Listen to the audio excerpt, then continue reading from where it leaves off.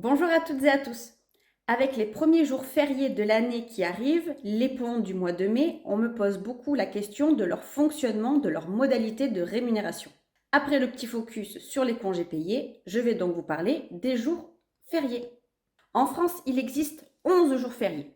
Le 1er janvier, le lundi de Pâques, le 1er mai, le 8 mai, le jeudi de l'Ascension, le lundi de Pentecôte, le 14 juillet, le 15 août, les 1er et 11 novembre, ainsi que le 25 décembre. Toutes ces journées ne connaissent pas le même régime de rémunération. Il y a des jours fériés chômés, des jours fériés chômés payés, des jours de pont, et le Code du travail prévoit seulement que le 1er mai est un jour férié à part. Ce jour-là, le salarié a droit, en plus du salaire correspondant au travail effectué, à une indemnité égale à ce salaire s'il travaille. C'est ce qui est prévu à l'article L3133-6 du Code du travail. Autrement dit, le 1er mai travaillé est payé double. Pour tous les autres jours, il faut se référer à vos conventions collectives respectives, aux éventuels accords de branche et accords d'entreprise. En effet, les conventions collectives, les accords collectifs ou les usages prévoient en règle générale que les jours fériés ne sont pas travaillés et prévoient à ce titre des fois une indemnisation. Certaines conventions peuvent cependant prévoir que ces jours non travaillés donnent lieu à une rémunération spécifique. Lorsque la journée fériée est effectivement chômée, elle ne donne pas lieu à une rémunération en tant que telle, mais à une indemnité. Cela veut dire que le salarié va recevoir une compensation au titre du salaire qu'il aurait normalement perçu s'il avait travaillé. Ce qui revient à ce que le salarié mensualisé ne perde pas de salaire sur le mois au cours duquel le jour férié se déroule. Lorsque la journée fériée a été effectivement travaillée, le salarié perçoit, outre l'indemnité, la rémunération correspondant au travail effectué. On dit souvent que le jour férié travaillé est payé double, mais c'est faux. Si le salarié travaille un jour férié, il n'y a pas de majoration de salaire prévue par la loi. Uniquement certaines conventions collectives peuvent prévoir des dispositions pouvant être plus favorables.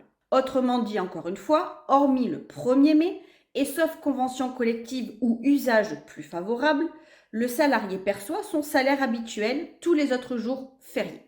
De même, si la convention collective prévoit une majoration de salaire pour travail exceptionnel des jours fériés, cette majoration n'est pas due au salarié pour qui le travail pendant les jours fériés n'est pas exceptionnel.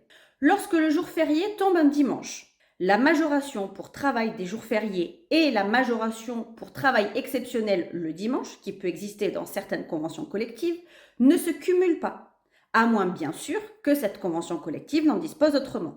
Si le jour férié tombe pendant une période où vous êtes en congé payé, la prise en compte de ce jour férié dans le décompte des congés payés va dépendre de l'ouverture de votre entreprise ce jour-là.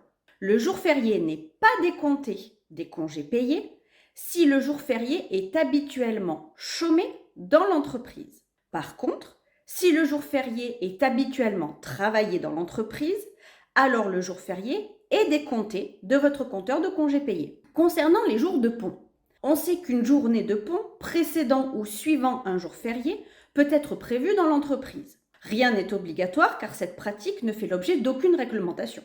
La décision est prise au niveau de chaque entreprise, voire même de chaque établissement, par l'employeur.